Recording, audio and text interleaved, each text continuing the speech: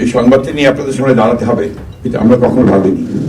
আমরা এবারে আশা করছিলাম ঠিক আগের মতোই আবারও তিনি সুস্থ হয়ে উঠবেন। দেশের বাইরে আমার কোনো ঠিকানা নেই, এটাই হলো আমার ঠিকানা।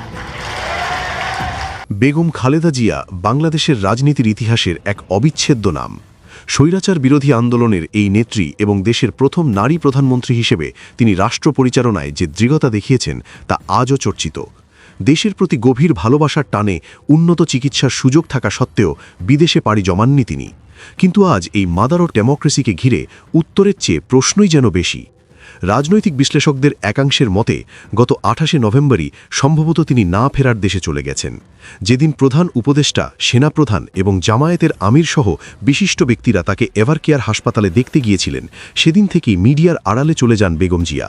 আর এখান থেকেই জন্ম নেয় এক গভীর রহস্যের। গুঞ্জন উঠছে, তবে কি এটি ছিল কোনো লাশের রাজনীতি? বিশ্লেষকরা বলছেন এই মৃত্যুর খবর গোপন রাখার পেছনে ছিল গভীর রাজনৈতিক কৌশল। দেশে তখন অস্থিতিশীল পরিস্থিতি। তারেক রহমান দেশে ফেরার চূড়ান্ত সিদ্ধান্ত নিতে পারছিলেন না। এমতাবস্থায় যদি বেগম জিয়ার মৃত্যুর খবর প্রকাশ পেত, তবে তারেক রহমান হয়তো মায়ের শেষ বিদায়টুকু জানাতে পারতেন না।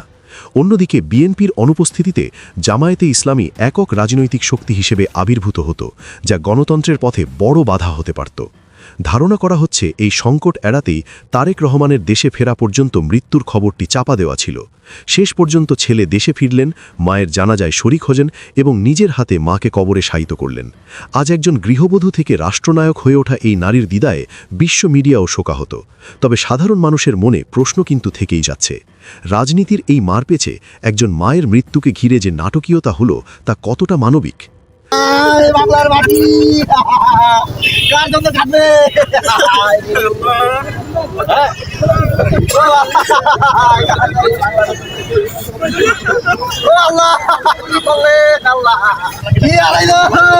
আমাকে নাম ধরে ডাকতো, আমাকে কে ডাকবে নাম ধরে? আমার মা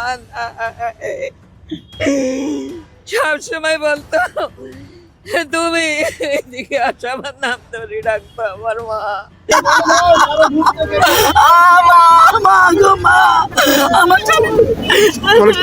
কিভাবে জানতে পারলেন? আর কালকে রাতে যখন ব্রেকিং নিউজে এসেছে, ভারপ্রাপ্ত চেয়ারম্যান তারেক রহমান ফ্যামিলি সরকারি হাসপাতালে আছে, তখন কিছুটা খারাপ লেগেছে হৃদয়।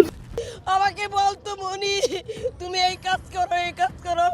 প্রতিদিন তার বাসায় আমি মনিল রোডে যাইতাম, মনিল রোডে তার বাড়িতে যাইতাম। আমাকে বলতো তুমি ওই নেতার কাছে যাও, ওই নেতার কাছে যাও। প্রিয় দর্শক, বেগম জিয়ার মৃত্যুকে কেন্দ্র করে এই যে রাজনৈতিক সমীকরণ বা লাশের রাজনীতির অভিযোগ, বিষয়টিকে আপনারা কিভাবে দেখছেন? গণতন্ত্র রক্ষা নাকি শুধুই কৌশল? কমেন্ট করে আপনার মতামত জানাতে ভুলবেন না। ধন্যবাদ।